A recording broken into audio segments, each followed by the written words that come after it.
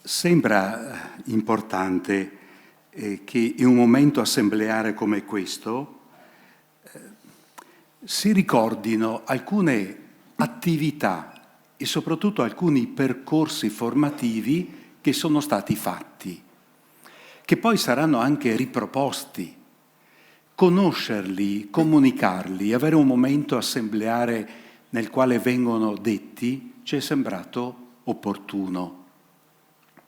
Ovviamente non è tutto, è qualcosa di quello che in diocesi a livello generale viene fatto.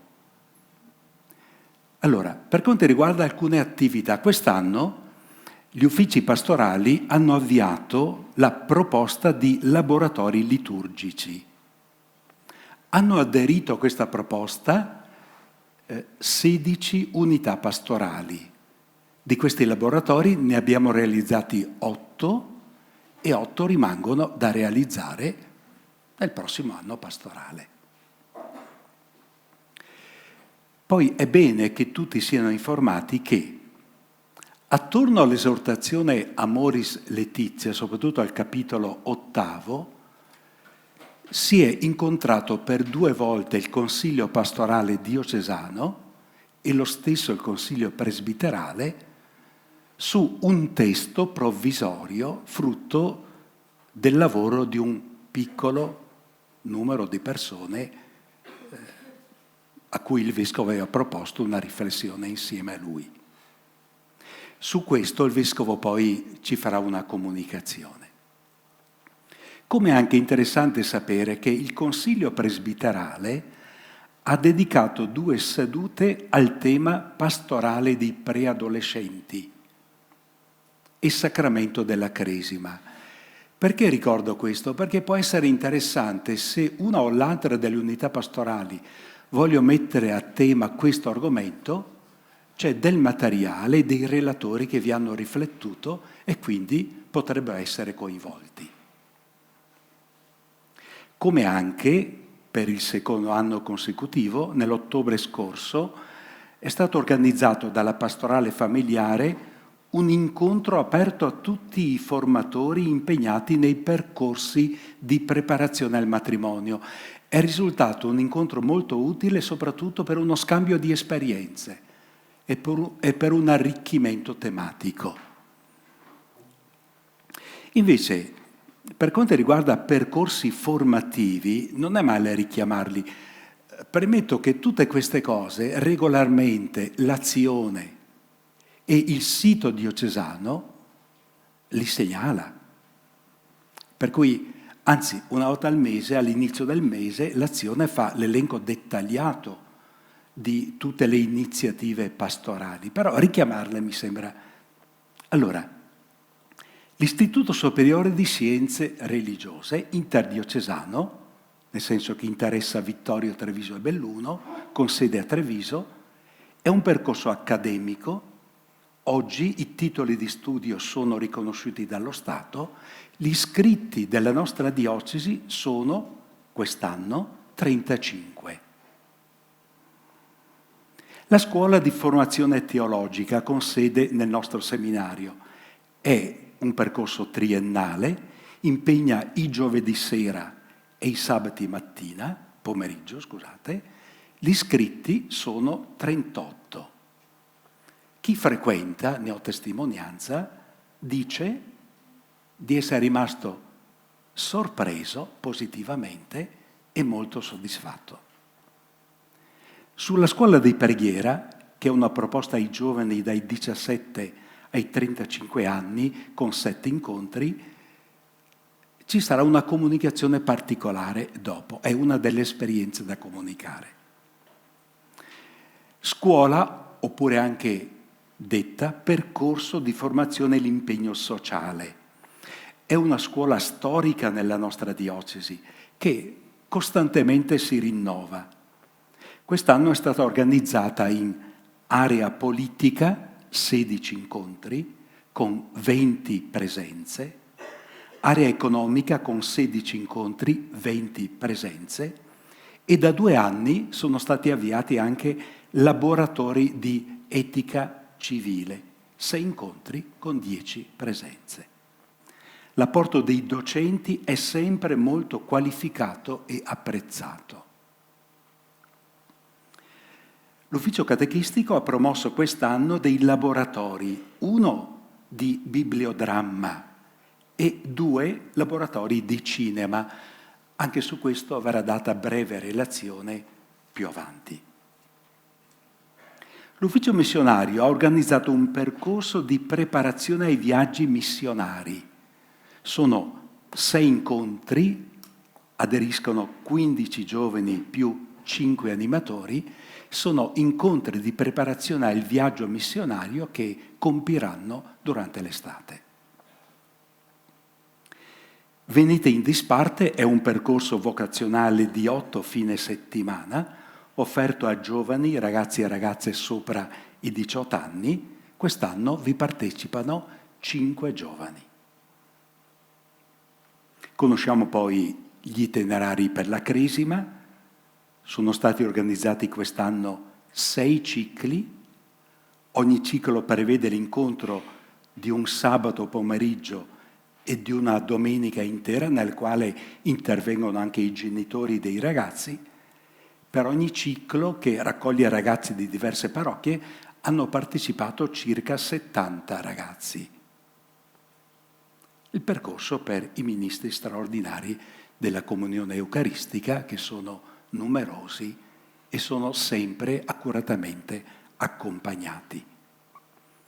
Ecco, a noi sembrava importante almeno ogni tanto richiamare che c'è un cammino, soprattutto di offerta formativa, che ovviamente si affianca ai percorsi formativi che normalmente nelle parrocchie, nelle unità pastorali foranie vengono fatti in appoggio e in complemento di essi.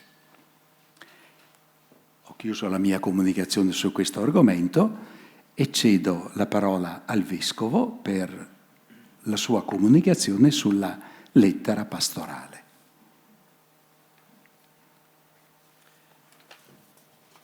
Ecco di nuovo, buongiorno a tutti e benvenuti anche quelli arrivati in questi ultimi minuti, diciamo anche in anticipo sulla Meglio. Allora, avete in mano questo fascicoletto, lettera pastorale sul tema annunciato da Don Martino. Ringraziamo Mara Cattai che ha fatto il disegno che c'è in copertina, 2 porte spalancate, fuoco che esce e o che entra, dipende da dove si guarda, lo slancio missionario, comunità ospitali e missionarie. Siamo in attesa che la nostra iconografa Nicla De Poro scriva la icona per questo nuovo anno pastorale. Non potevamo chiederlo che lo facesse in pochi giorni, sapete che per scrivere un'icona ci vuole molto tempo, sarà sul tema di quel brano biblico che leggeremo. Bene, io presento brevemente questo testo che poi sarà dato, è molto, molto snello, se dovessi leggerlo non ci impiegherei moltissimo tempo a leggerlo tutto, ma cerco di essere sintetico.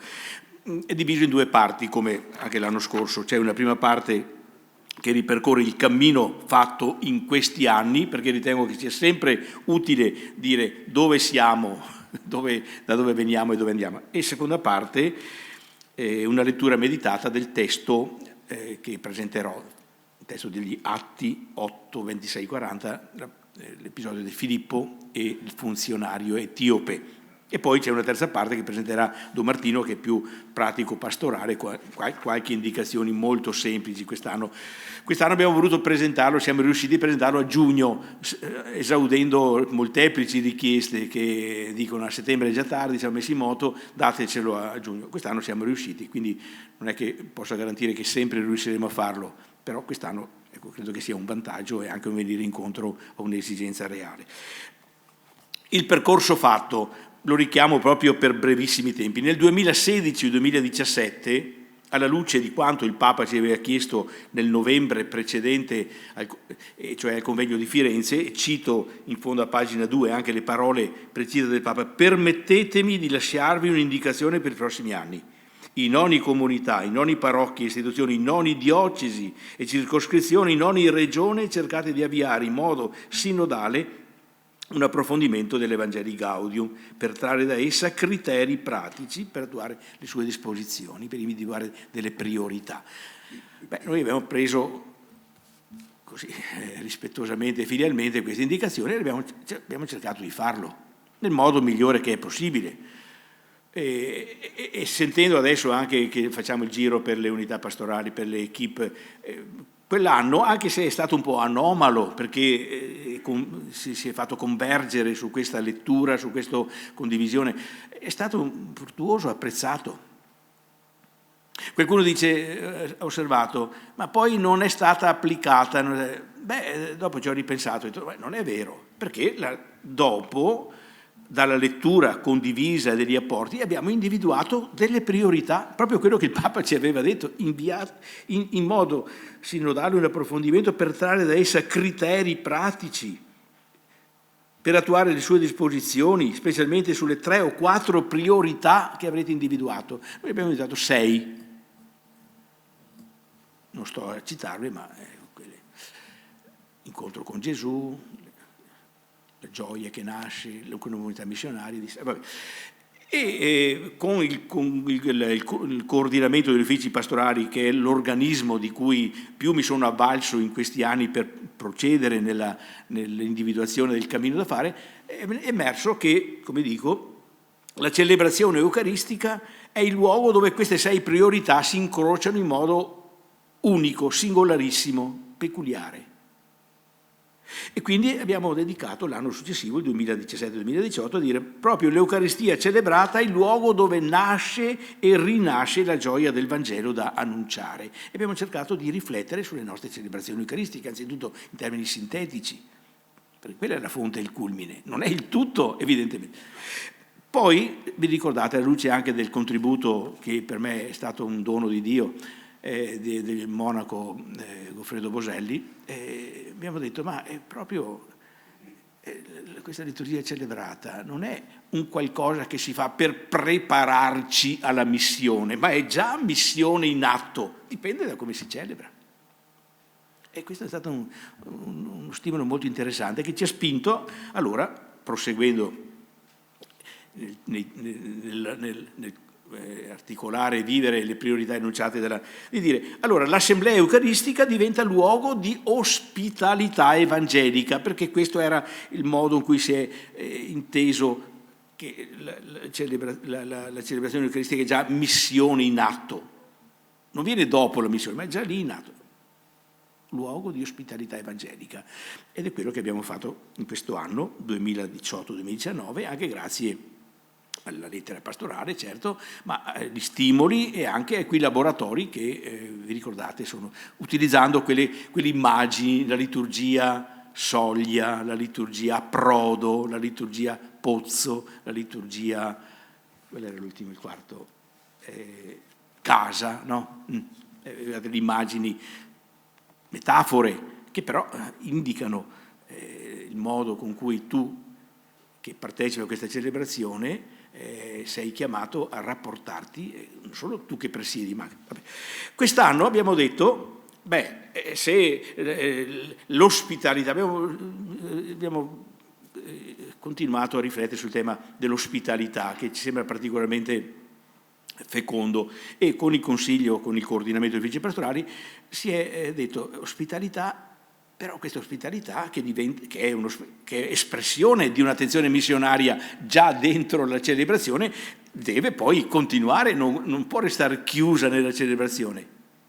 Quindi ospitalità, quell'ospitalità che nasce dall'essere ospitato dal Signore, che tu vivi nella celebrazione, che poi diventa l'atteggiamento che il singolo, la famiglia, la comunità intera vive nella sua vita quotidiana, e che diventa la forma di missione che in questo momento ci sembra possibile. il rapporto fra ospitalità e missione. Dico, se la comunità ecclesiale è missionaria già nel momento della celebrazione eucaristica, vivendola come luogo di ospitalità evangelica, è altrettanto vero che essa attua questo impegno missionario quando, terminata la celebrazione eucaristica, vive, testimonia e annuncia la gioia del Vangelo nella vita quotidiana, cioè in tutti quegli ambienti in cui ogni discepolo è chiamato a vivere. Ecco, grosso modo il percorso è questo, c'è una linea di continuità, certo non è ogni anno un tema diverso, c'è una linea di continuità che fa tesoro dell'esperienza vissuta, dei temi affrontati e ci spinge un pochettino avanti.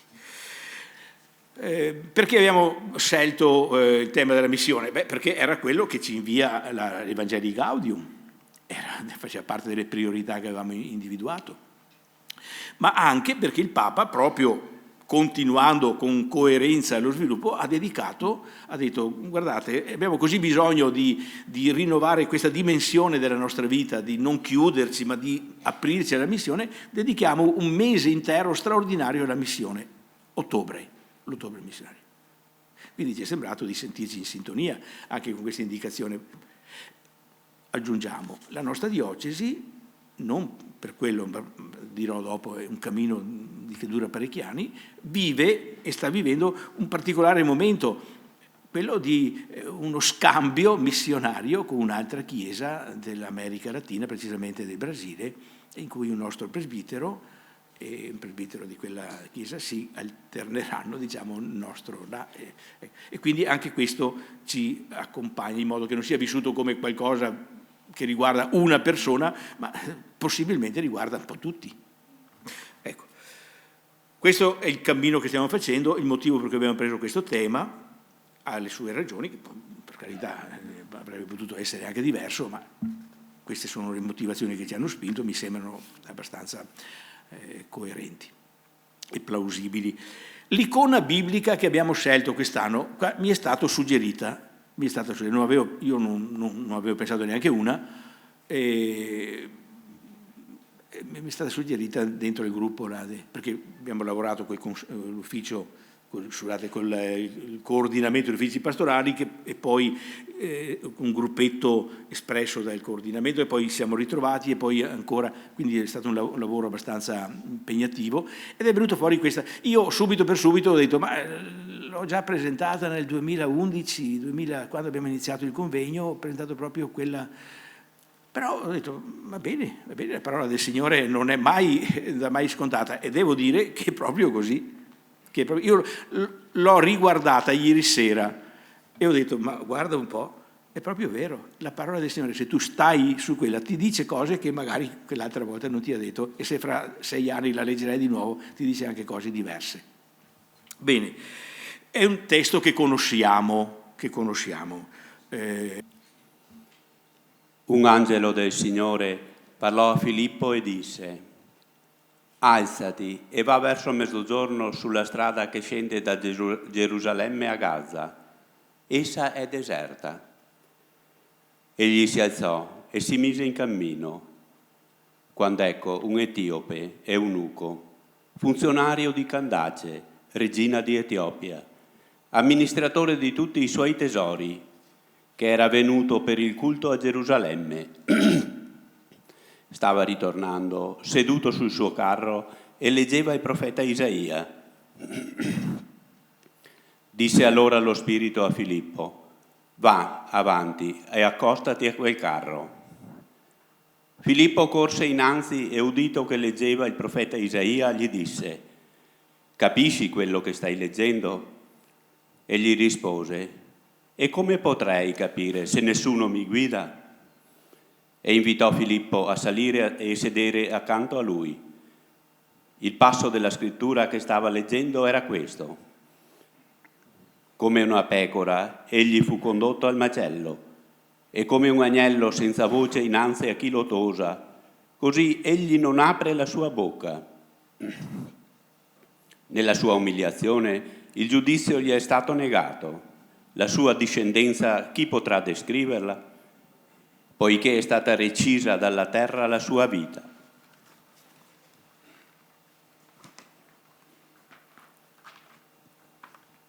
Rivolgendosi a Filippo, l'eunuco disse: «Ti prego, di quale persona il profeta dice questo?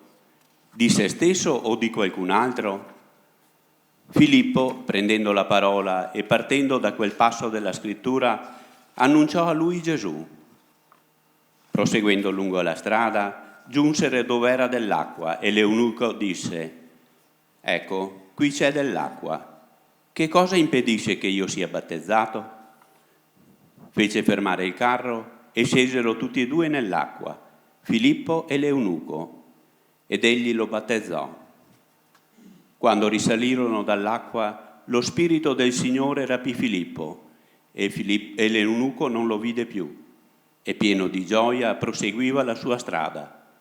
Filippo invece si trovò ad Azoto ed evangelizzava tutte le città che attraversava, finché giunse a Cesarea. Grazie. Il brano non è sconosciuto, ma è stato utile anche averlo. Ecco, nella Lectio suggerisco alcuni passaggi. Anzitutto, chi era questo personaggio, Filippo? Era uno dei 7, poi vengono precisati, i diaconi, 7 diaconi. Riporto anche il brano della lettura dove si dice perché e chi erano questi 7 che erano scelti.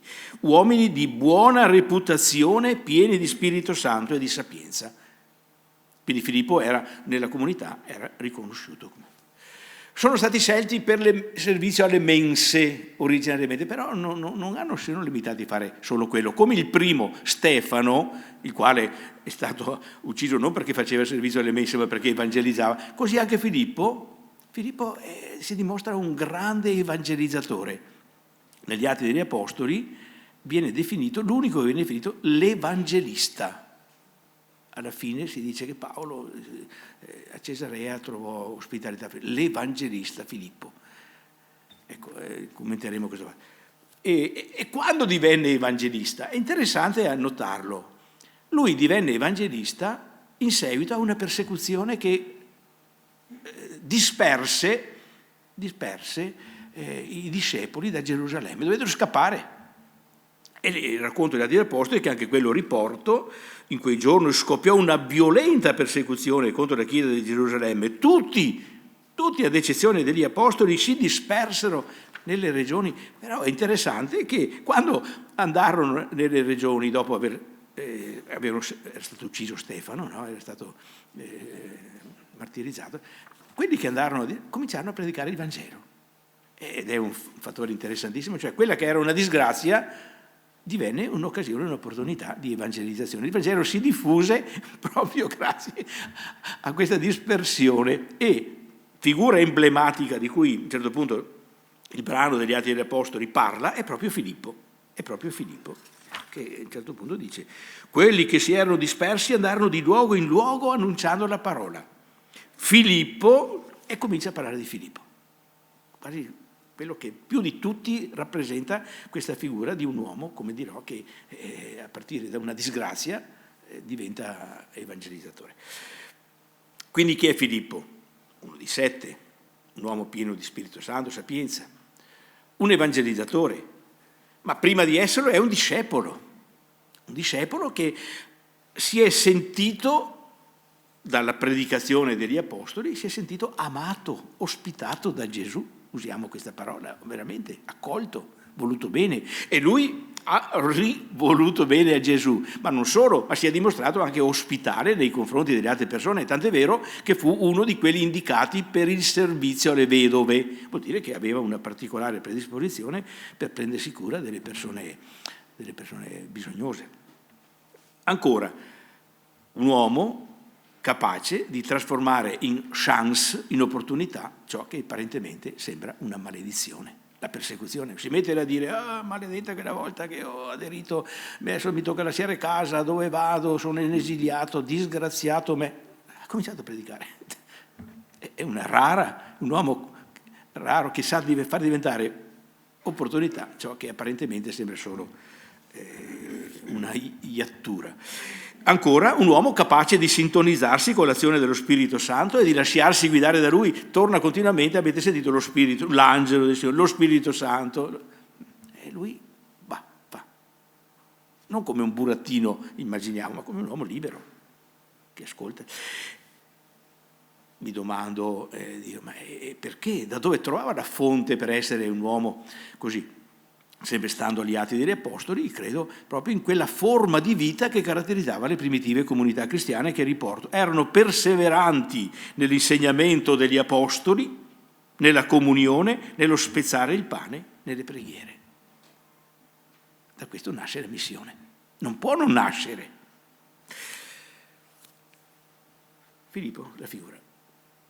Mi fermo molto invece sull'azione missionaria di Filippo, perché è emblematica per noi.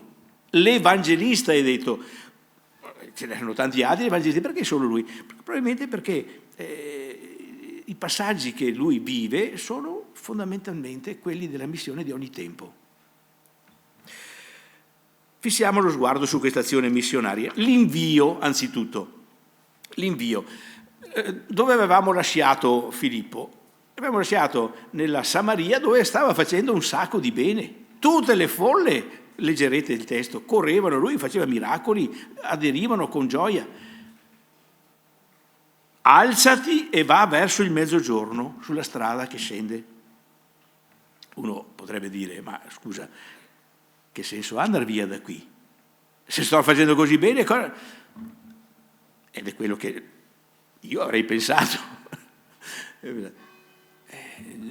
Si mostra un uomo libero, si alzò, si mise in cammino, uscì da una situazione apparentemente, non solo apparentemente, favorevole, da una situazione comoda anche per tanti aspetti, tutti correvano da lui, quindi uscì da una situazione di successo, uscì e si mise in cammino verso un luogo, la libertà del missionario, cioè tu se vuoi operare devi essere libero interiormente, capace di staccarti anche da ciò che ti fa comodo. Dove viene mandato? È detto, vai verso mezzogiorno, sulla strada che scende da Gerusalemme a Gaza, essa è deserta. Ecco, deserta perché era mezzogiorno, un'ora molto calda, ma essere deserta ha un significato molto più profondo e simbolico e spirituale. Potremmo esprimere così: il luogo dove tu sei chiamato ad annunciare il Vangelo sembra a volte proprio un deserto. In una delle unità pastorali che ho incontrato i giorni scorsi, nella relazione, mi ha molto colpito, possiamo dire che la nostra è un deserto. Capita.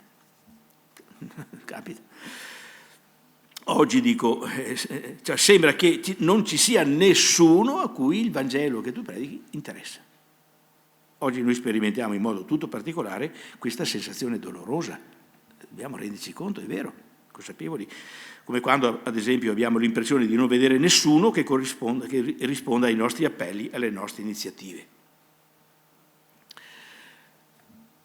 Magari qualcuno c'è, come nel caso di Filippo, ma è possibile, come nel caso suo, e spesso succede anche oggi, che la nostra reazione sia simile a quella che probabilmente, non dico metto la mano sul fuoco, ma probabilmente ebbe Filippo nel vedere comparire il carro del funzionario. Cosa arriva qua? Un straniero, un etiope, un moro.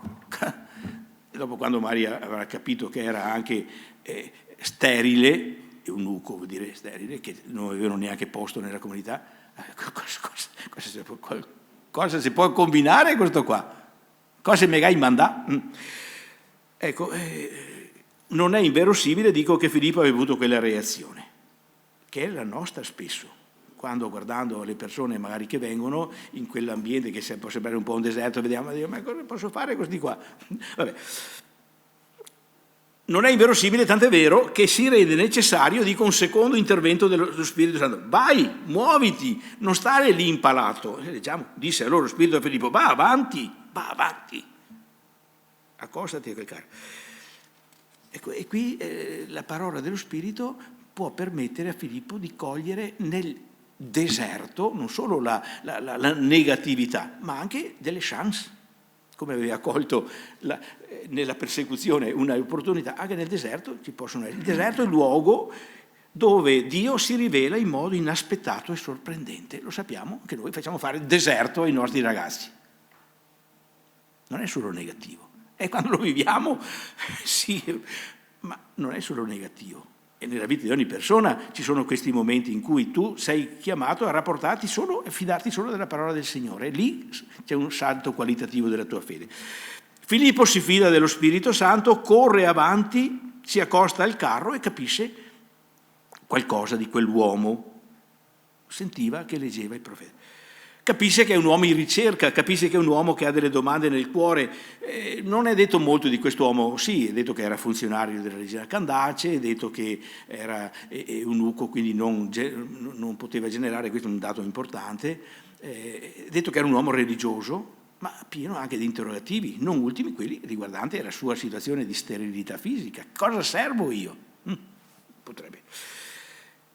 Interessante il metodo missionario, su cui mi soffermo più ancora, in 3 passaggi dalle sue parole. Anzitutto chiede: capisci quello che stai leggendo? E io traduco cioè do questo senso a questa domanda: risvegliare e far emergere la domanda che c'è nel cuore dell'uomo, Potremmo tradurla: capisci ciò che stai facendo? In quel momento stava leggendo, ma ci sono tante cose buone che l'uomo fa, come l'etiope che leggeva la Sacra Scrittura. Anche leggere la Sacra Scrittura, anche pregare, anche andare a messa, ma andiamo più ampiamente, lavorare, far famiglia, generare. Ma tu capisci quello che stai facendo? Perché molte volte è proprio è la vita concreta che dà degli interrogativi che a cui non sempre sappiamo dare risposta. Ecco, dico che il primo passaggio, il primo atto missionario parte dalla vita delle persone, dal loro vissuto reale, dalle azioni concrete e dalle relazioni che vivono, risvegliando la domanda che esse contengono, perché molto spesso non ci pensiamo, le facciamo anche buone, ma essendo azioni umane vanno sempre oltre, trascendono la materialità. Capisci ciò che stai facendo tu, facendo famiglia? Capisci ciò che stai facendo tu, amando? Capisci ciò che stai facendo tu, affrontando una malattia?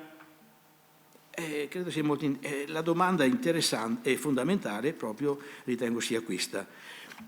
Suscitata non con la presunzione di uno che dice io so tutto, tu non sai niente, ma con l'aiuto fraterno che ti permette, o che permette a chi in qualche modo apre uno spiraglio a te, magari sulla stanza d'attesa del medico si confida con te che sei lì per caso, perché capita anche queste robe, o in autobus, ti confida l'arte di risvegliare la domanda, l'arte di dire, sì, è una domanda seria, questa è una situazione seria. Do anche, capisci ciò che stai facendo? Come potrei farlo se nessuno mi aiuta a capirlo? E traduco, come faccio a capire ciò che sto vivendo se nessuno mi aiuta a farlo? Di che cosa parla? Che cosa dice questo libro che è la mia vita, che a volte è incomprensibile, con gli alti e bassi che sto attraversando, con le fatiche, con le gioie che trovo, ma che non bastano mai, con le negatività? Chi mi aiuta? Ecco, io credo che non sia fuori luogo suggerire questa attualizzazione, dico. Quel libro che sta leggendo è il libro che ognuno di noi sta leggendo, il libro della vita, il libro della vita del mondo. Chi mi aiuta a capirlo? Capisci ciò che sta facendo? Chi mi aiuta? E invitò Filippo a salire e sedere accanto a sé. Il secondo passaggio è questo: rendersi ospitali nei confronti della vita delle persone, lasciandosi ospitare da esse, accoglierla, ma lasciarsi anche accogliere. C'è una reciprocità. Infatti Filippo non dà immediatamente risposta, capisci? Dico, come fai? Dice, dai, no, sale accoglie l'invito di ospitalità che gli viene rivolto. Allora, se il primo gesto missionario è quello di risvegliare la domanda di senso e di speranza presente almeno implicitamente nel cuore delle persone, il secondo gesto è quello di stabilire una relazione personale di reciproca ospitalità, salendo con rispetto, senza imposizioni, nella vita delle persone che incontriamo, salire se invitati, non per forza, ma non restando fuori per timore di compromettersi. Perché se do un deo, mi tolgo il braccio e mi tolgo le mani. A volte può succedere. Cito l'incipit della Gaudium et Spes. Le gioie, le speranze, le tristezze, le angosce degli uomini sono anche dei cristiani. Cosa vuol dire se non proprio questo? Terzo passaggio, partendo da quel passo della scrittura, annunciò a lui Gesù. Ecco il passaggio. Dalle parole della scrittura e della vita, annunciare Gesù. Di chi parla qui il profeta? Dice, di chi parla? Risposta, di Gesù. E di te. E di te, di Gesù e di te. Annunciò a lui la parola.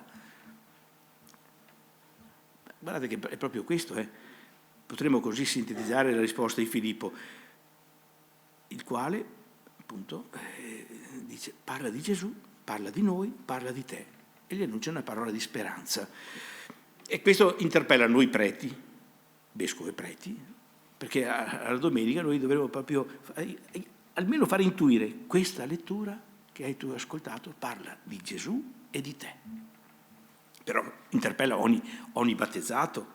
Io lì cerco di fare un esercizio anche di immaginazione, dico cosa avrà detto Filippo perché poi si avvenga quello che vedremo subito, e cerco di far parafrasare, pagina 17, dico questo passo della scrittura parla di Gesù, parla di noi, parla di te, parla di Gesù che come mite agnello ha dato la sua vita, però per amore ha vinto la morte e dà anche a noi la possibilità di vincerla.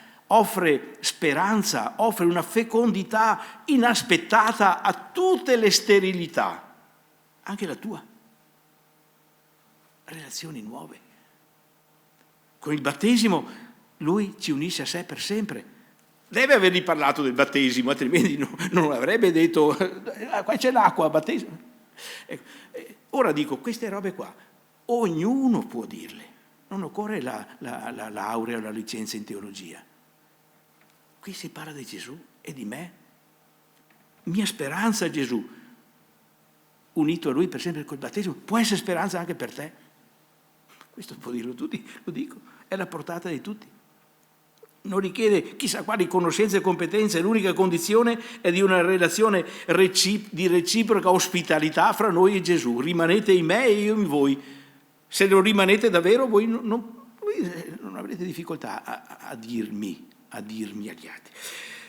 Ma in terzo luogo, dico, interpella anche ogni parrocchia. Questa risposta di Gesù. Qui si parla di Gesù, di noi e di te.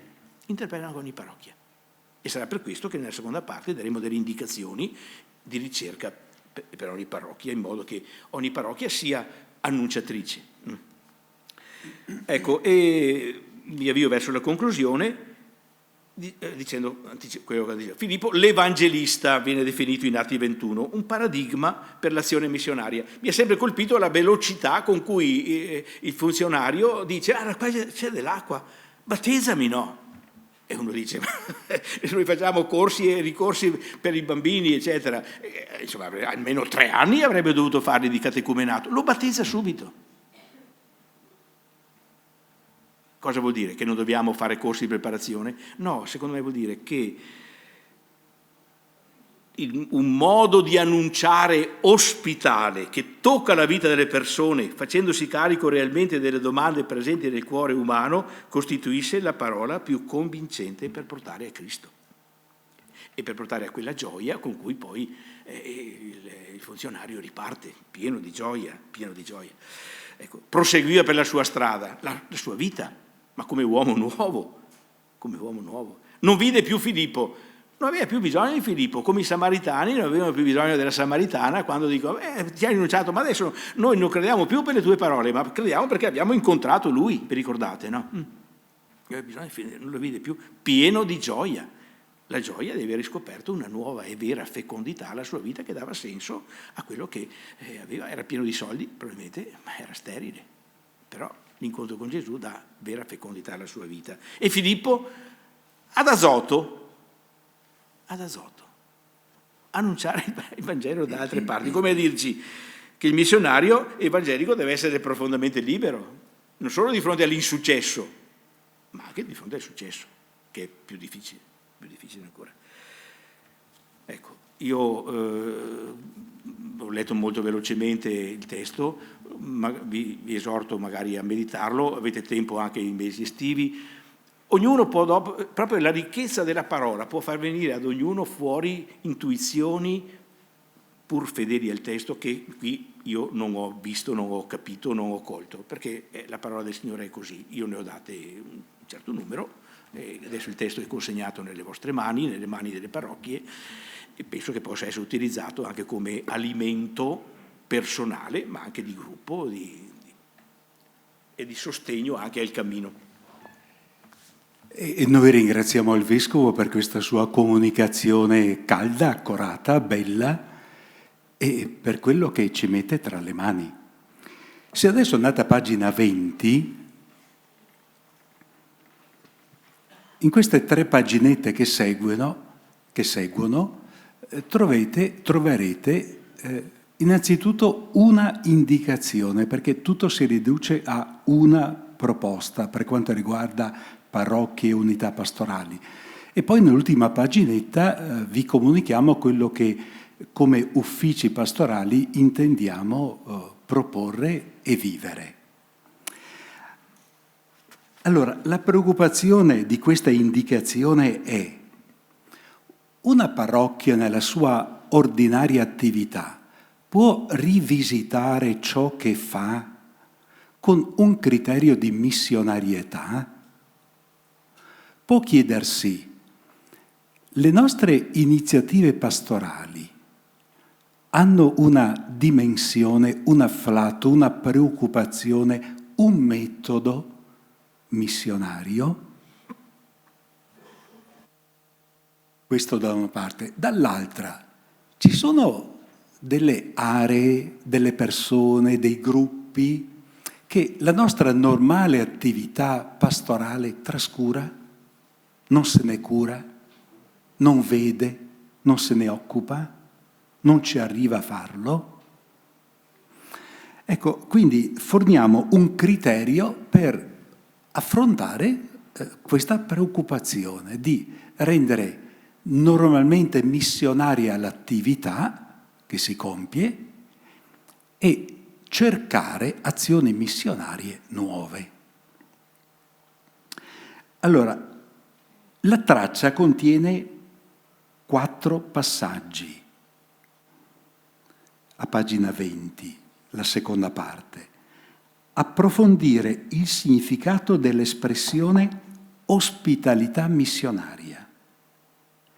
Fare una lettura delle situazioni non avvicinate dalla nostra pratica pastorale ordinaria.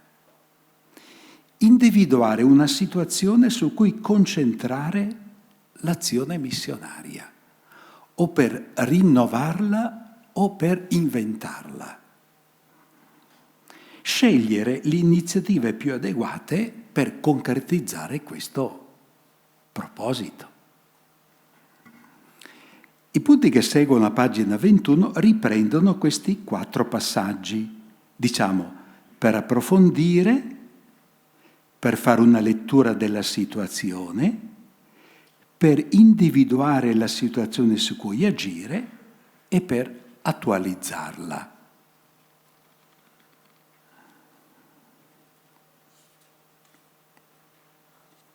Non leggo, perché avete il libretto. L'ultima paginetta. Come uffici diocesani noi ci impegniamo in un duplice impegno. Abbiamo constatato che l'aver offerto la possibilità alle unità pastorali lo scorso anno, quest'anno, di laboratori, nel caso sulla liturgia, è stata cosa gradita, sia per la scelta del contenuto, sia per il metodo di lavoro che coinvolge non solo testa, ma anche vissuto e cuore e mette in relazione con chi lavora con noi. Ovviamente può aver deluso qualcuno che si aspettava magari una lezione, ma il laboratorio non è una lezione. Per carità, lungo il laboratorio c'è anche qualche piccola lezioncina, ma non è esattamente una lezione frontale. È partire dalla vita, il raccontarcela, il capire, eccetera. Allora, quest'anno l'idea è di offrire dei laboratori per una comunicazione ospitale e missionaria attenta all'altro e inclusiva. Guardate che la cosa è molto seria. È qui, ma gli uffici si incontreranno domani per cominciare a dire e com'è che concretizziamo sta roba. Intanto l'abbiamo annunciata. Cioè si tratta, come è scritto poco sotto, di rivisitare il contenuto, il linguaggio e gli strumenti del nostro comunicare la fede. Perché alle volte abbiamo dei contenuti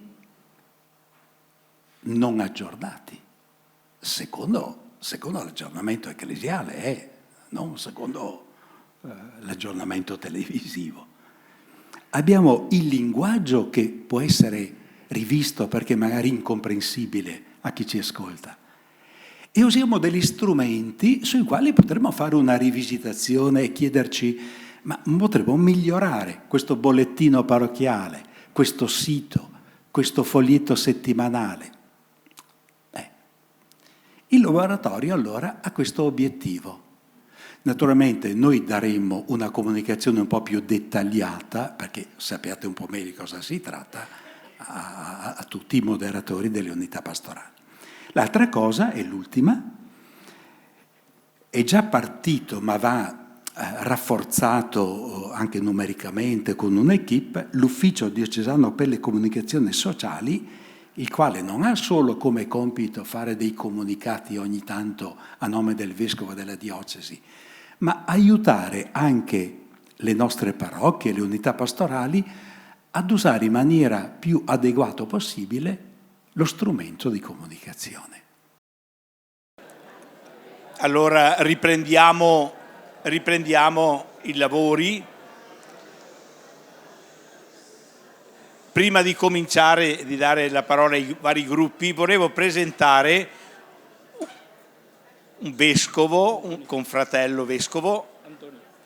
Antonio è qui da alcuni giorni ospite di Don Mirko, dalla Torre a Sernaglia, viene dall'India, la diocesi? Di Sagar, in nord dell'India. Di Sagar, nel nord dell'India. Lì si fa missione? Sì, io vengo ogni anno a visitare la diocesi di Vittorio Veneto che mi aiuta a sostenere la mia diocesi. E anche ci sono stati dei preti della sua diocesi che sono stati qui da noi per vari periodi. Sì, esatto. La ringraziamo, Eccellenza, di questa presenza che ha voluto condividere con noi. Le facciamo tanti auguri per lei e per la sua diocesi. Grazie.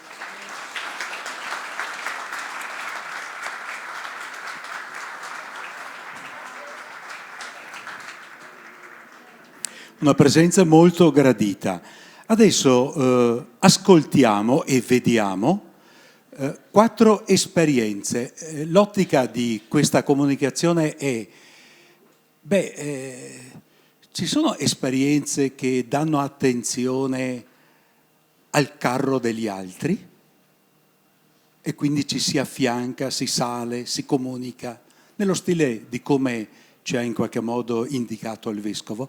Cominciamo con questa esperienza che si chiama La carità va a scuola, laboratori di educazione alla mondialità. È una iniziativa, un progetto portato avanti dal centro missionario e dalla Caritas diocesana. Do la parola alla conosciutissima e amatissima Mara. Grazie a voi per essere qui e per aver dedicato questo spazio a questo progetto. Allora, 2 cose brevissime perché il video è esaustivo e potrà raccontare parecchie cose di più rispetto a quello che posso raccontare io. Il progetto nasce nel 2008 in Caritas diocesana attraverso la Onlus Servitium e nel 2012 ha visto la collaborazione stabile con l'ufficio missionario e ogni tanto qualche altra collaborazione con altri uffici pastorali. Nell'arco di questo tempo, e concedetemi un grazie a tutte le persone che hanno accompagnato e hanno collaborato a questo progetto, perché ci ha permesso di farlo crescere e di vedere i risultati che adesso esponiamo a voi tutti. Si tratta di laboratori legati agli stili di vita, all'educazione alla mondialità e a tutti quegli aspetti che mettono al centro la persona con le fatiche e con le gioie. Quest'anno siamo riusciti a realizzare una collaborazione in più rispetto a quella consolidata nel tempo con l'ANOLF, che è un'associazione all'interno della CISL dove valorizza i giovani di seconda generazione, giovani che, di provenienza non italiana da altri paesi, che però sono residenti ben integrati, arrivati in Italia da piccoli o nati in Italia, che hanno partecipato e contribuito a questo progetto. Per cui grazie ancora.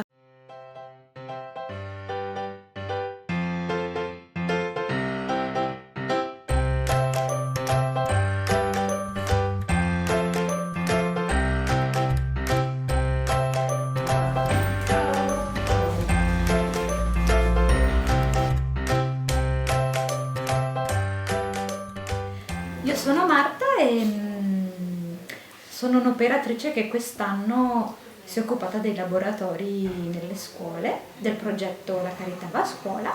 Ciao, mi chiamo Sofia, ho 23 anni e sono di seconda generazione. Faccio parte appunto di ANOLF 2G. ANOLF è Associazione Nazionale Oltre le Frontiere e praticamente rappresenta tutti i ragazzi di seconda generazione. Io invece mi chiamo Eros e sono un volontario, faccio l'anno di volontariato sociale qui in Caritas e tra le varie attività che ho svolto e svolgo ci sono anche i laboratori nelle scuole.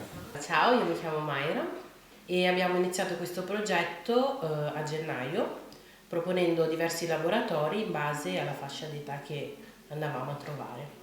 È sempre importante partire da quella che è la dimensione, l'esperienza del ragazzo. E poi sono entrate quasi in punta di piedi nella classe. Si sono presentate, hanno trovato un aggancio con loro molto valido, chiedendo la loro provenienza, erano aperte alle loro domande, hanno risposto in modo chiaro ed efficace. Parte dall'affrontare i valori principali della vita come l'amicizia, le relazioni, ai temi più improntati sul sistema, sulla società, quindi ad esempio la sensibilizzazione e la consapevolezza sullo spreco dell'acqua, spreco del cibo, la produzione dei rifiuti. Farli riflettere sulla storia del prodotto e quanto questo prodotto è, tra virgolette, giusto, sia in termini di rispetto per l'ambiente, sia in termini di rispetto per la nostra salute, sia in termini di rispetto per le persone che hanno prodotto quell'oggetto, quel prodotto.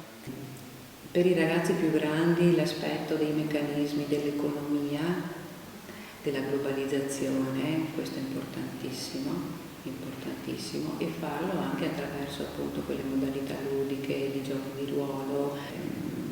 Il messaggio arriva.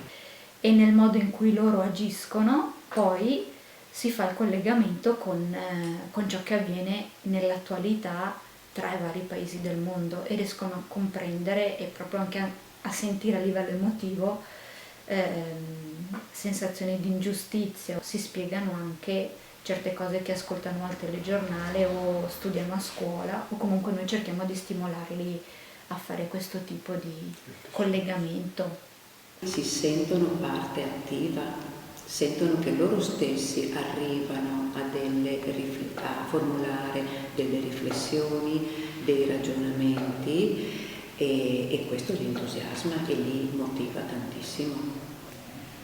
E oltre alla modalità interattiva, i contenuti devono dare informazioni oggettive anche e suscitare riflessioni, domande, senza pretendere di dare assolutamente una risposta. E poi realizziamo dei lavori, dei disegni in cui loro mettono anche molta della loro creatività, vero? E delle loro esperienze personali.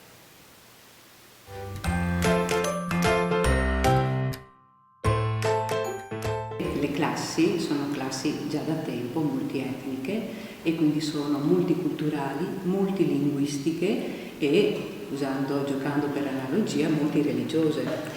Di conseguenza portare la carità a scuola è fondamentale secondo me perché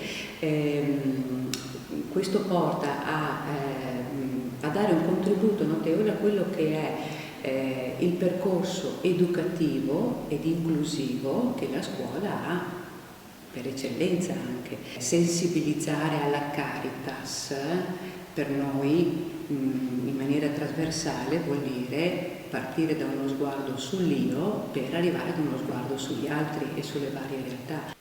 La nostra presenza nei laboratori, secondo me, ha dato maggior consapevolezza sia ai ragazzi di seconda generazione, sia ai ragazzi con i genitori italiani, sia agli insegnanti.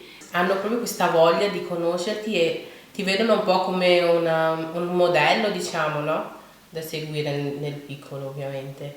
Quindi sono felici e curiosi, vogliono sapere, fanno tantissime domande, quindi a volte ogni tanto ci perdavamo anche nel seguire queste domande, questa voglia di conoscere, di sapere. Quindi penso che sia qualcosa di davvero importante, nel senso far sapere che sì, ci siamo anche noi e facciamo parte della società e diamo anche noi il nostro contributo, insomma. Non si tratta di andare a insegnare loro, a spiegare loro cos'è l'integrazione, perché sono già loro un esempio di integrazione, lo vivono naturalmente. Sono diversa, tu sei diverso, eppure ti voglio bene così come sei, ovviamente nel rispetto dell'altro.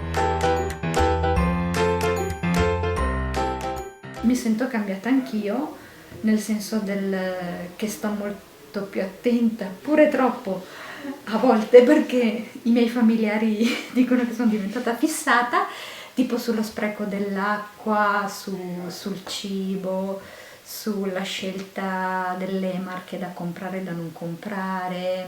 Anche all'inizio, i primi laboratori, non sai bene cosa stai facendo, di cosa stai parlando, eccetera, però a forza di studiarli, approfondirli, ti accorgi che in te effettivamente qualcosa a livello di coscienza sta cambiando e quindi inizi effettivamente te in prima persona ad essere un esempio in primis per te stesso su come agire, fare certe scelte.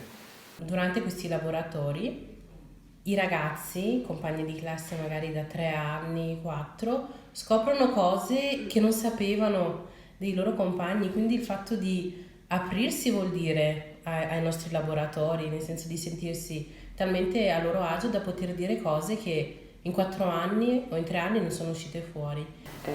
I ragazzini si sono organizzati nel far partecipare attivamente un loro compagno con difficoltà di relazioni e loro hanno fatto squadra, hanno fatto cerchio proprio e per un insegnante e anche come donna, se fossi stata la madre di quel ragazzino e di quei ragazzi del gruppo, mi sentirei molto orgogliosa. Ho trovato tanta apertura, tanta disponibilità e propensione a un po' cambiare il mondo nelle nuove generazioni.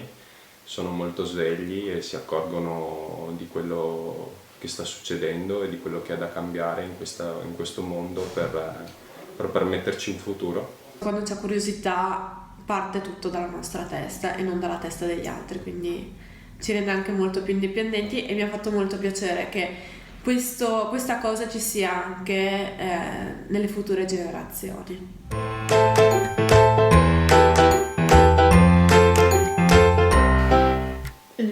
La cosa più importante è quello di seminare.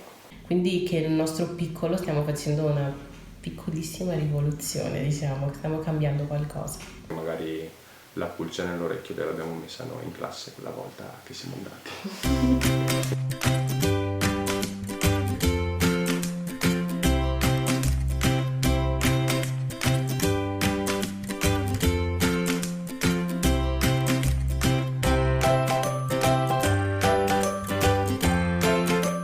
Giusto per completare, 209 laboratori sono stati fatti quest'anno e hanno raggiunto più di 3.000 studenti.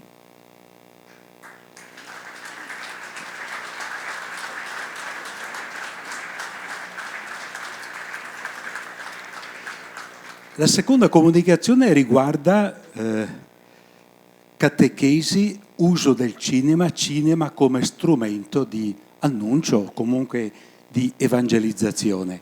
È Don Andrea forse che parla? Ecco.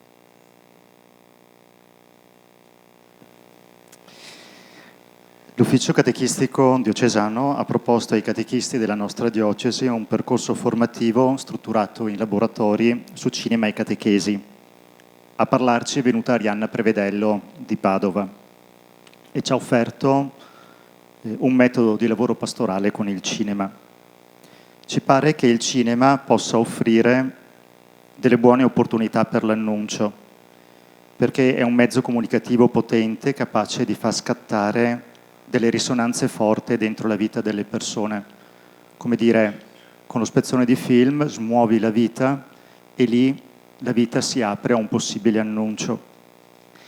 Il cinema è anche un mezzo comunicativo che noi non abitiamo normalmente da un punto di vista ecclesiale. E il cinema ci permette anche di uscire dal noi ecclesiale per salire sul carro della cultura di oggi. È potente da questo punto di vista. Ciò che vi faccio vedere adesso è uno spezzone piccolo, 2 minuti, dei 5 complessivi, tratto dal film Io, Daniel Blake di Ken Loach, 2016.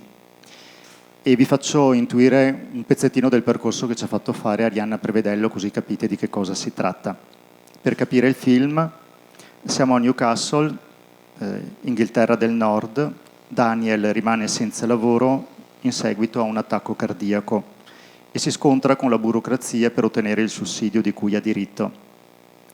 Mentre cerca di risolvere la sua situazione, si incontra con una ragazza, Katie, che è rimasta sola con 2 figli, e Daniel si dà da fare per aiutarla.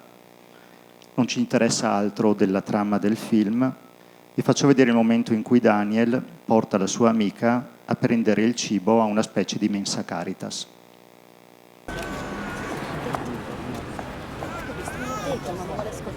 Questa qui è la fila per la banca del cibo? Sì, è questa. Quanto ci sarà da aspettare? Un bel po', credo. Noi siamo già in fila da un'eternità.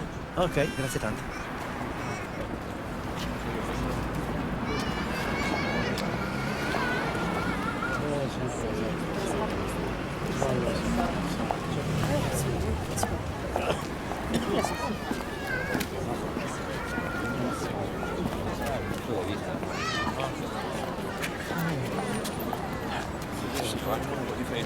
Ci ho provato, però non mi ricordo mica quando eri venuta anche tu.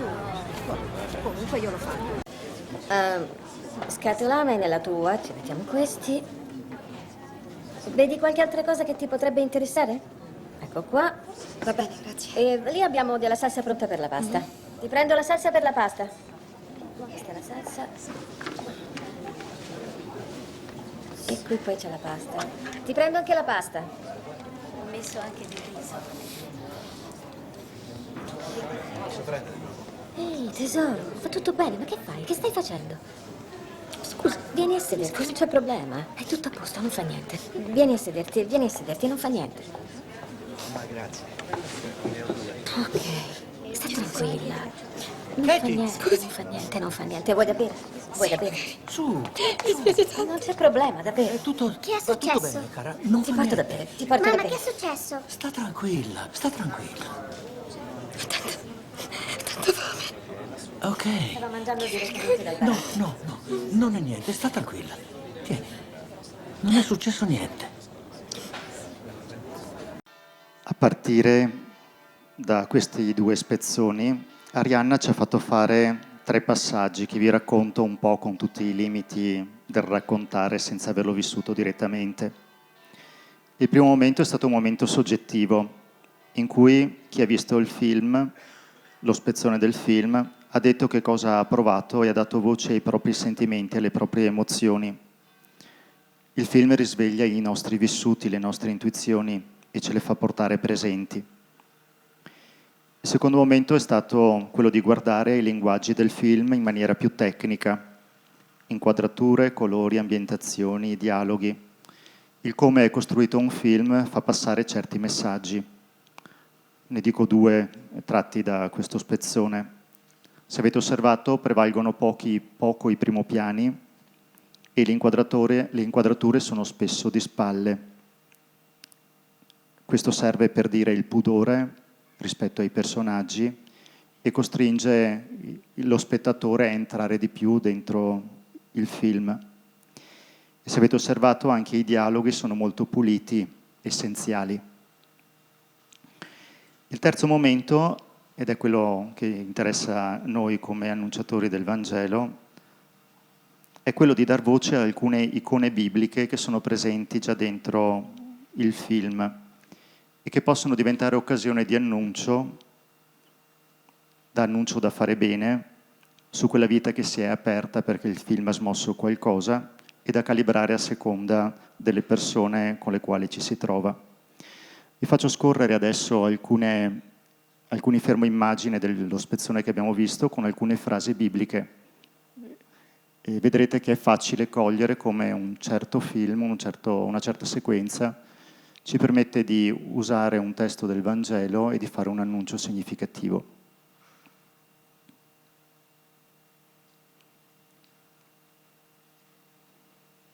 Venite a me, voi tutti che siete stanchi e oppressi, e io vi ristorerò.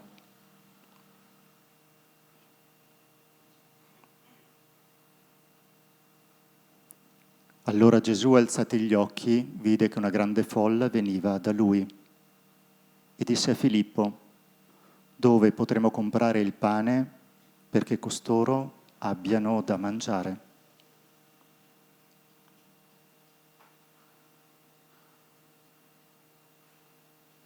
Ma egli disse loro: voi stessi date loro da mangiare.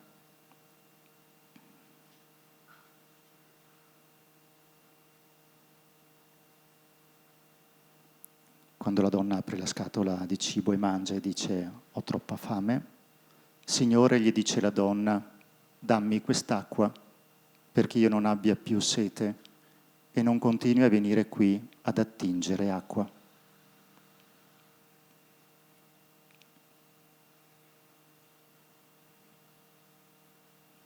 Beati voi che ora avete fame perché sarete saziati.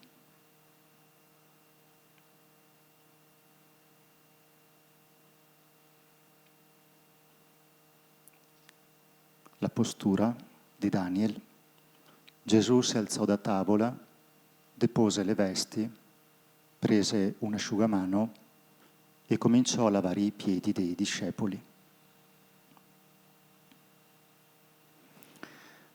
Era questo che intendevamo con il dire: ci sono delle icone che sono già presenti dentro il film a cui provare a dar voce. È un incontro, non sono da scegliere tutte, ma su alcune di queste molto probabilmente si può arrivare a fare un annuncio significativo, bello, vero. Il cinema ha questa forza, è un mezzo artistico ed evocativo, scuote, credo l'abbiamo provato anche noi un po' sulla nostra pelle oggi.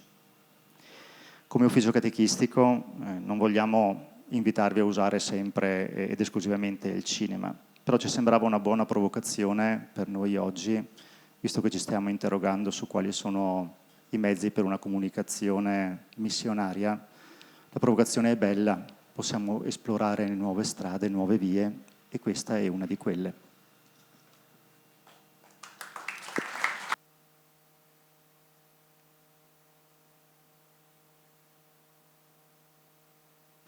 Grazie a Don Andrea, all'ufficio catechistico. E adesso chiedo a Don Roberto Bisker, c'è? Sì. Chiedo a Don Roberto che racconti una esperienza promossa dalla pastorale familiare e giovanile attorno al tema dell'affettività che coinvolge genitori e figli. Buongiorno a tutti, lascio subito la parola a Federico Carnelos della Commissione Diocesana Famiglia, che ha seguito in questo tempo il percorso Il Corpo Racconta, così lui vi potrà dare tutte le informazioni del caso. Buongiorno a tutti, io sono Federico, faccio parte dell'Ufficio Famiglia, sono della parrocchia di Codognè e sarò breve, non vi tedierò più di tanto. Circa 3 anni fa abbiamo iniziato io e Valentina un percorso di formazione a livello nazionale che ci ha portato a confrontarci con altre realtà nazionali e quindi di altre diocesi. Abbiamo provato a capire quali fossero delle iniziative che venivano proposte nel nostro territorio nazionale e che potevano poi essere di interesse qui da noi o che qui da noi non avevano ancora preso piede più di tanto. Tra queste c'è questa iniziativa che si chiama Il Corpo Racconta Mamma Figlia e Noi Uomini Papà Figlio. Di cosa parla? Intanto riguarda i ragazzi che vanno dalla quinta elementare fino alla seconda media. Tratta il tema della sessualità, ma legato in maniera forte all'affettività. Quindi sì, si fa educazione sessuale a questi ragazzi, ma spiegando loro qual è la bellezza del momento che stanno vivendo in quella fascia d'età. Ovviamente noi come Ufficio Famiglia non avevamo le competenze per trattare questo tema, quindi abbiamo cercato una collaborazione e abbiamo conosciuto l'Istituto INER di Treviso, che è un istituto appunto per l'educazione alla sessualità e alla fertilità, dove mettono al centro tutto l'ambito dei metodi naturali. Qui abbiamo conosciuto Angelita, che è un'insegnante dell'INER, e formata al percorso Il Corpo Racconta, perché è un percorso non creato da qualcuno a caso, ma è un percorso che ha delle sue regole, ha degli step da tenere e per poterlo proporre necessita che chi lo tiene faccia una formazione importante e si tenga aggiornato anche negli anni costantemente. Da qui abbiamo iniziato, come ho detto prima, circa 3 anni fa, il percorso mamma-figlia.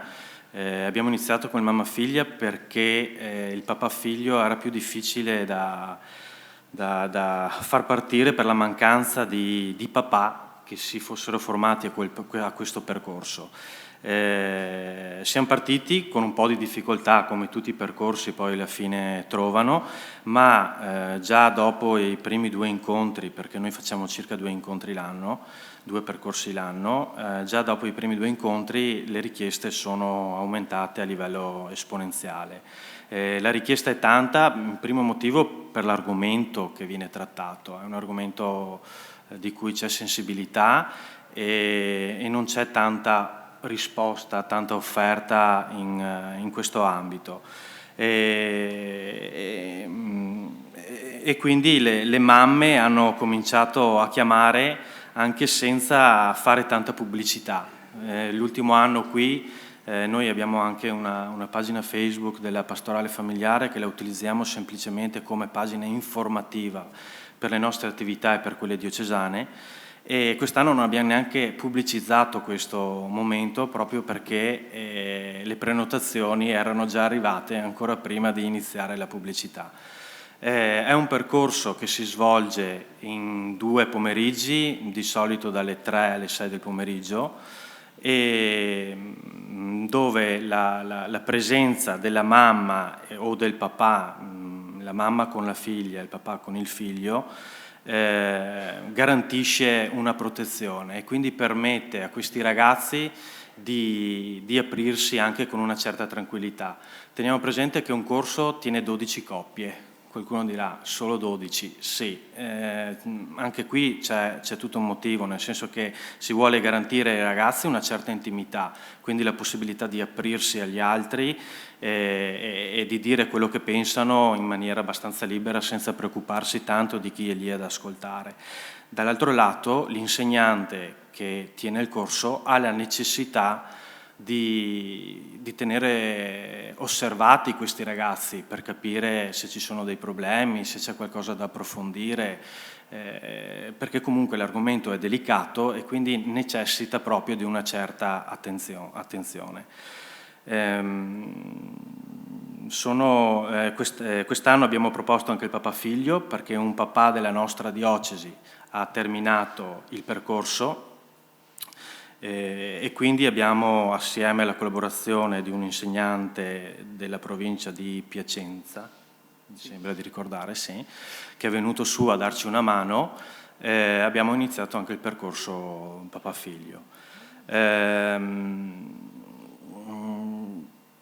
La cosa che è emersa da questo inizio che noi abbiamo cominciato è che i genitori ci chiedono in maniera forte continuità, cioè sono contenti di quello che noi abbiamo proposto, lo hanno apprezzato tantissimo, però ovviamente non possono essere 2 pomeriggi di 3 ore con appuntamenti esaustivi per un argomento così complesso, anche perché lo sappiamo bene tutti, ogni anno ha i suoi step di crescita, le sue problematiche. Quindi c'è una grossa richiesta di dare continuità a questo argomento e a questo appoggio alle famiglie.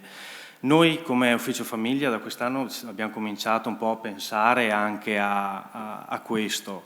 Stiamo cercando insieme al consultorio familiare di mettere in piedi un percorso che sia un po' più di ampio respiro e che non dia solo una possibilità a questi ragazzi di affrontare la loro sessualità in maniera più consapevole e bella, ma che aiuti anche i genitori ad accompagnare i loro figli, perché come sappiamo la prima educazione nasce in famiglia, quindi stiamo pensando a un percorso parallelo sia per i ragazzi con i genitori ma anche solamente per i genitori, ovviamente collaborando con associazioni del nostro territorio che ci diano una mano e ci aiutino in questo. Io ho portato dei volantini, noi non abbiamo fatto niente di più, ci sono dei volantini, se io li lascio qua, se qualcuno ha piacere di prenderlo, qui trovate tutti i riferimenti, sia diocesani, sia il mio numero di telefono, dove se qualcuno ha bisogno o vuole che io venga, non lo so, alla riunione del catechismo dei genitori a fare 2 parole per proporre questo percorso, ben venga, insomma, siamo qui e a disposizione. Grazie.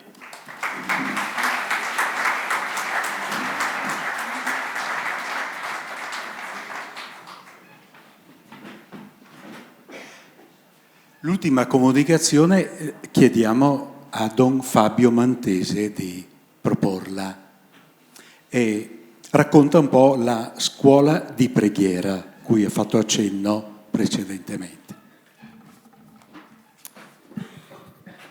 Buongiorno, io ho preparato un intervento che leggerò. Scuola di preghiera. Ammetto che il nome dell'iniziativa che vado a presentare, nome peraltro non inventato dalla nostra diocesi, ma mutuato da esperienze già presenti altrove e poi importato parecchi anni fa, può risultare non così attraente e accattivante. Unisce infatti 2 termini che agli occhi di un adolescente o di un giovane evocano contesti noiosi, dai quali spesso stare alla larga. Scuola, cioè banchi, lavagne, lezioni, professori, interrogazioni. Preghiera, cioè prediche barbose, canti vecchi, linguaggio astruso, ma soprattutto senso di noia e inutilità. Combinando insieme questi due elementi, scuola di preghiera rischia di diventare un mix davvero micidiale. A scanso di equivoci dico subito, la scuola di preghiera non è questo. Non lo è nelle intenzioni, almeno da parte dell'equipe che ne cura annualmente il tema, la preparazione, il coinvolgimento, non lo è nella pratica effettiva. Lo dimostra un interesse costante e la risposta di molti giovani che vi partecipano con assiduità. Tanto per dare un numero, tra i 200 e 250 giovani, ma con punte anche più alte, tra i 17 e 35 anni, che un venerdì al mese invadono pacificamente il seminario per pregare. Perché proprio di questo si tratta, di pregare, cioè mettersi davanti al Signore Gesù con la propria vita, le proprie domande, bisogni, desideri, paure, confidare tutto questo a Lui e sentire di rimando che cosa ha Lui da dire, da suggerire. Ma pregare non è facile, lo sappiamo per esperienza tutti. A pregare si impara. E si impara sì, ricevendo delle istruzioni, ma soprattutto pregando, provando a pregare. Il nostro tentativo è quello di offrire per 7 venerdì all'anno una scuola di questa relazione profonda con Cristo e di farlo partendo dal linguaggio dei giovani, ma senza abbassare il tiro della proposta, che nel suo insieme prevede circa 1 ora e mezza in cui si alternano invocazione allo Spirito Santo, ascolto della parola di Dio, con una spiegazione offerta ogni volta da un prete diverso, un tempo di adorazione eucaristica, silenziosa, un tempo in cui ciascuno dei partecipanti è libero di scegliere tra varie proposte, i laboratori curati dai preti giovani che approfondiscono il tema, oppure avere un dialogo spirituale con un prete, approfittare anche di questo momento per la confessione sacramentale. La nostra è un'offerta di questa scuola, quasi come per dare il là, una nota di partenza, per poi lasciare che i giovani preghino da soli, nei contesti quotidiani e nelle situazioni che vivono, scuola, lavoro, tempo libero.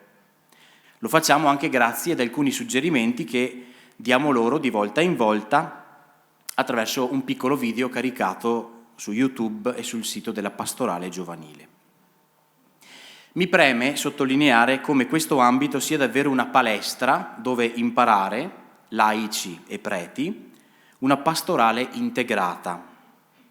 Se infatti l'iniziativa è sempre stata a capo del seminario, e lo è tuttora, coinvolgendo seminaristi ed educatori, essa allarga il suo raggio di responsabilità ed organizzazione ad altri organismi delle associazioni diocesane, la Pastorale Giovanile in primis, il Centro Diocesano Vocazioni, Azione Cattolica, Agesci.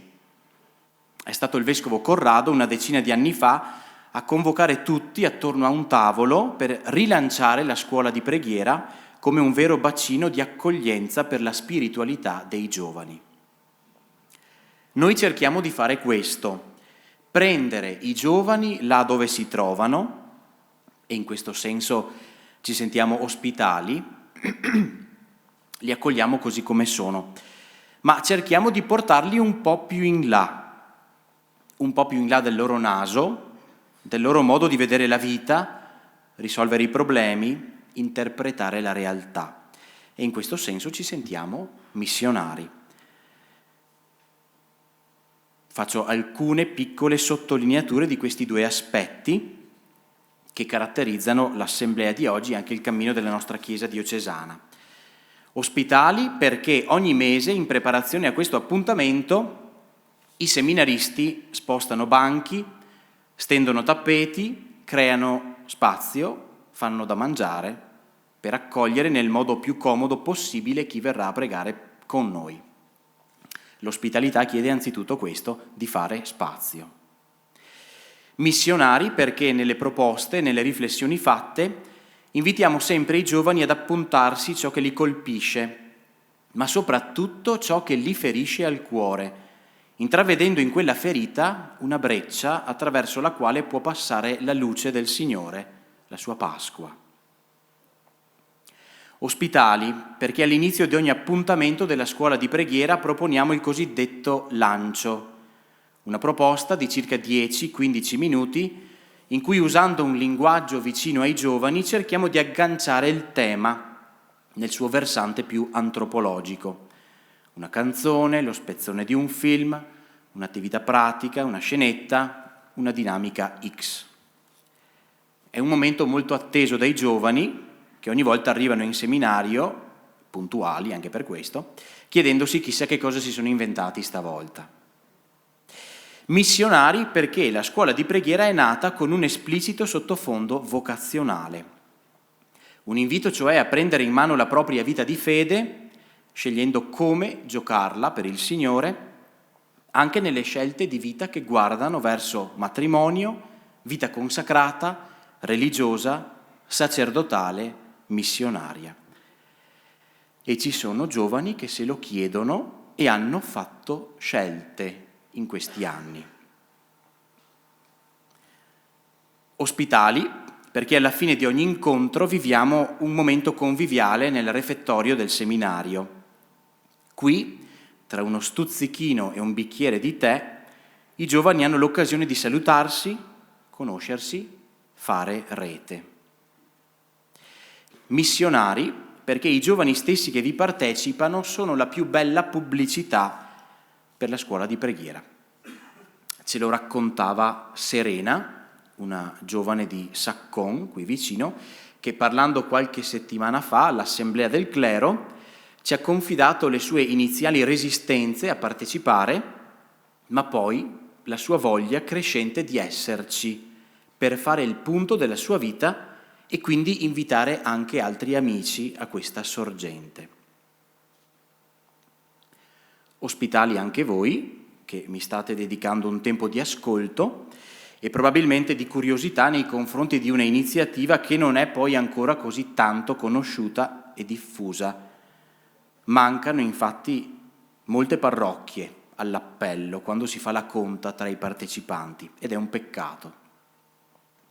Missionari anche voi allora, perché dal prossimo 11 ottobre la scuola di preghiera ricomincerà con un nuovo tema che già stiamo ideando sulla scia della Christus Vivit del Santo Padre. E penso tocchi anche a voi invitare i vostri adolescenti e giovani, quelli che sono, per come sono, tanti o pochi che siano. Infine, ospitali e missionari perché di Cristo, ospite accolto e atteso nel cuore di ognuno, anche dei giovani, c'è sete, una sete forte e a volte camuffata sotto altri nomi e altri bisogni. Di Lui parliamo con la nostra testimonianza. Educatori di Azione Cattolica, capi scout, animatori salesiani, musicisti, preti, seminaristi, religiose, giovani tra i giovani. Convinti che il volto sempre giovane di Cristo non può che affascinare e invitare altri ancora per contagio a seguirlo.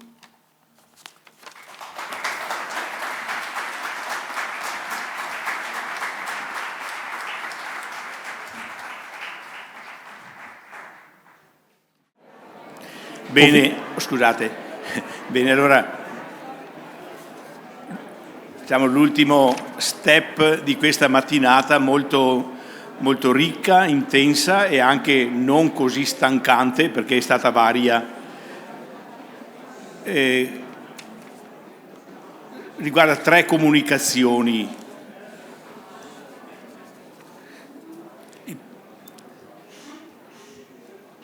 Anzitutto in premessa ringrazio coloro che hanno preparato, organizzato, attuato questo momento che è sempre un momento delicato e difficile, quindi ringrazio davvero Martino, il vicario della pastorale, i suoi collaboratori, il gruppetto più vicino che è stato espresso dall'ufficio di coordinamento della pastorale, che hanno collaborato con lui, gli interventi molto, molto belli, puntuali, che ci hanno aiutato anche a esemplificare cosa vuol dire questo salire sul carro in maniera ospitale, non salire sul carro del vincitore come è la nostra tentazione, ma salire sul carro delle persone che ci sono affidate e annunciare a lui, a loro, il Signore Gesù come speranza, come salvezza. Quindi ringrazio di cuore. Io mi auguro che questa anche possibilità che abbiamo dato quest'anno di iniziare subito, di dare subito a giugno, possa essere fruttuosa e consentire anche l'avvio veloce dell'anno pastorale. Primo punto, l'impegno missionario della nostra diocesi. Ecco, tocco questo primo punto. Un impegno che non è mai mancato, che verso la metà degli anni 60, dopo il concilio, ha assunto anche la forma di una presenza dei cosiddetti preti fidei donum e di laici che sono stati presenti in missione, di consacrati. C'è stata una stagione gloriosa in Burundi, in Brasile, a San Mateus, a Caetetè, a Livramento, in Germania. Non dimentichiamo i nostri preti che sono andati, magari non si chiamavano fidei donum, ma erano di fatto così, in Germania. E in questi 50 anni è avvenuta una grossa diminuzione nelle nostre forze a livello di preti e di consacrati. Siamo passati dai 418 del 1968, quando questa vicenda è iniziata, 418, ai 165 attuali, ecco, e con età media molto più alta. Attualmente noi abbiamo soltanto Don Ferruccio Sant, che è fidei donum, per modo di dire, ma fidei donum a Parigi, nelle periferie che sono per certi aspetti più secolarizzate, molto più secolarizzate di noi, che è un terreno, un deserto più accentuato. Ecco. E Don Domenico Salvador, che da qualche mese, forse ancora per un certo tempo, rimarrà in Brasile. Per me è sempre una spina nel cuore e nel fianco questa assenza, diciamo, a livello diocesano. Non c'è assenza a livello di altre iniziative. Ci sono tante iniziative, ecco. Però più volte nella chat, nelle conferenze episcopali, viene fuori questo discorso, questo sollecito. E più volte nel Consiglio presbiterale abbiamo ripetuto, quando abbiamo affrontato questo tema, manteniamoci aperti, non chiudiamoci. Ma contemporaneamente anche, ma a chi affidiamo le nostre parrocchie qui se mandiamo? Ecco, quindi questo una proposta è venuta avanti proprio negli ultimi anni, nata da un viaggio in Brasile, nella diocesi di Don Armando Bucciol, da parte dell'ufficio missionario, da parte di qualcun altro, so che c'era anche Don Luigino Zago o qualche altro prete, e è nata lì, proprio proposta da Don Armando, l'idea di uno scambio. Ora il concetto dello scambio è un concetto che è maturato progressivamente dal 1957, quando è venuta fuori l'enciclica Fidei Donum, da cui hanno preso nomi i preti. Allora cos'era? Noi diocesi ricche di soldi e di preti diamo preti agli altri, diamo. Progressivamente è maturato anche a dire, un momento, abbiamo anche da ricevere, hanno anche da darci anche loro la loro esperienza e la loro tradizione religiosa, i loro valori, eccetera. E questo ha portato a un equilibrio nel modo di dare e ricevere.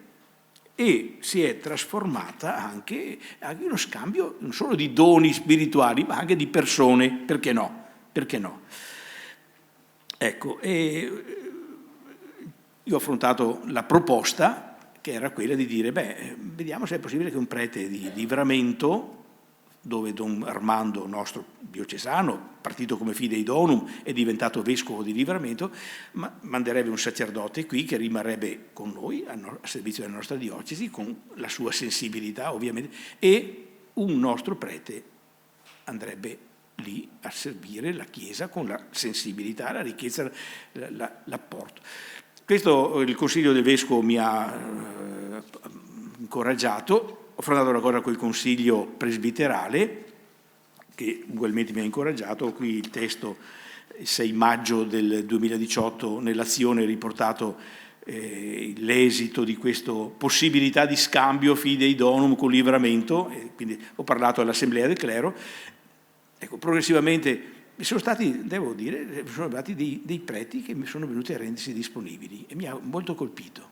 Cioè, io ho buttato un seme, non ho fatto pressione, però quel prete è venuto, 2 preti sono venuti e ecco, di per sé avrebbe potuto andare l'uno e l'altro, per motivi vari non si è realizzato. Ho chiesto io a un terzo prete, Don Marco Del Magro, cappellano di San Pio X, Parè, Coral Brigo, dove c'è parroco Don Michele Maiolo. Ecco, Don Marco, proprio con grande libertà interiore, diceva: io non pensavo, però se il vescovo me lo chiede, visto che sono ordinato per la Chiesa universale, accetto. Quindi abbiamo questa presenza.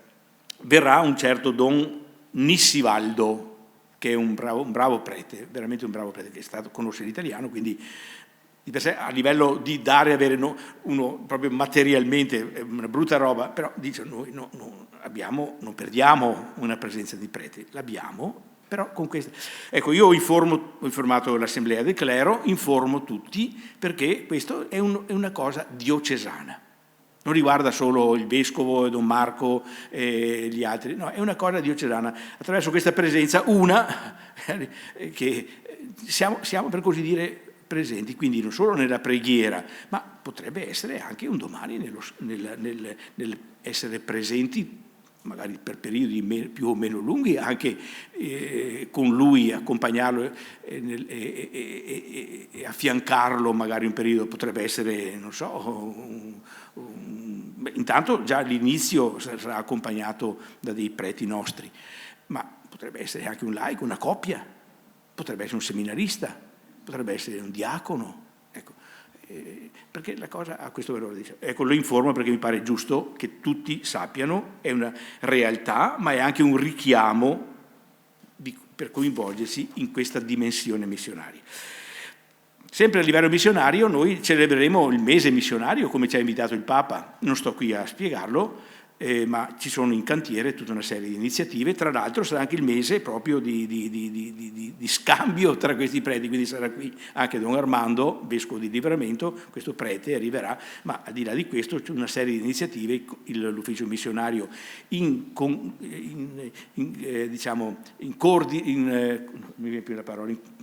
unito anche ad altri uffici, tanto per dire, ha deciso di fare la veglia dei catechisti e la veglia missionaria, farla insieme, perché quello missionario non è un ufficio, per certi aspetti è una dimensione pervasiva di tutta la.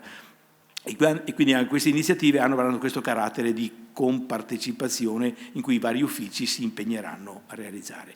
Questo verrà comunicato adesso, verrà comunicato in maniera anche più precisa attraverso l'azione dei mesi prossimi e attraverso il giornale, l'incontro che avremo di avvio dell'anno pastorale, che sarà il 20 di settembre, molto più semplice per pregare perché già il materiale è stato dato. Secondo avviso riguarda il discorso della applicazione di quella l'acelato Don Martino. In questi anni, da quando è uscita l'Amoris Laetitia, più volte si è riunita una commissione che ha riflettuto, che ha cercato di capire come applicare l'Amoris Laetitia complessivamente, l'annuncio dell'amore, l'annuncio evangelico sull'amore umano, la preparazione allo sposarsi in Cristo, il vivere e il sostenere chi si sposa in Cristo, i grandi valori del matrimonio, ma in particolare sul capitolo 8, il capitolo 8 che ha a che fare con le famiglie, ecco, le famiglie che le chiama, titola così: accompagnare, discernere e integrare la fragilità, che è un punto molto delicato, che tra l'altro, non dico misteri, è stato anche quello su cui si sono appuntate maggiori riserve, maggiori resistenze. Noi abbiamo fatto tutto un percorso che è stato presentato ai preti, che ha ulteriormente elaborato proprio per essere fedeli alle indicazioni che ci dà il Papa, che non dice tutti dentro, non dice neanche tutti fuori, dice ci sono dei momenti, dei percorsi nei quali è pensabile che in certi casi le coppie, tra virgolette, che chiamiamo irregolari, che non possono più tornare indietro, possono essere aiutate anche con i sacramenti. Allora noi stiamo riflettendo proprio su questo punto delicato. Abbiamo affrontato la cosa con il Consiglio presbiterale, con il Consiglio pastorale. Adesso durante l'estate faremo sintesi, perché il Consiglio pastorale ultimo non è stato molto tempo fa, e poi elaboreremo una traccia, un testo che presenteremo alla diocesi. Lo faremo in 4 zone della nostra diocesi, convocando preti certamente, ma anche tutti gli operatori pastorali che lavorano sul settore, sull'ambito della famiglia. Ecco, annuncio questo perché è bene che ci sia. Siamo andati avanti troppo lentamente, può darsi, però mi pare, ecco, con responsabilità e con obbedienza, mi pare proprio responsabile alle indicazioni del Papa. Questo è il secondo avviso. Terzo comunicazione, do l'avviso di 2 incarichi che ho affidato.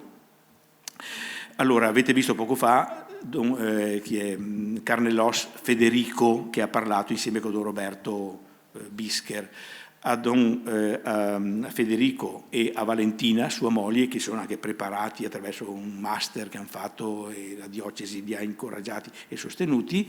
Ho chiesto di sostituire l'altra coppia che da vari anni accompagna come condirettori la pastorale familiare, Ubaldo e la Brunella, che ringrazio di cuore.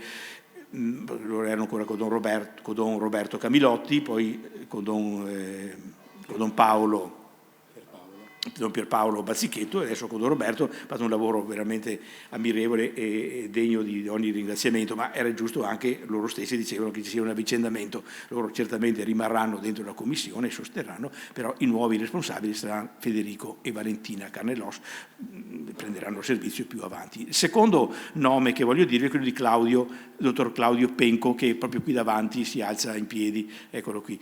È un medico andato in pensione da poche settimane della parrocchia di Santi Pietro e Paolo di Vittorio Veneto.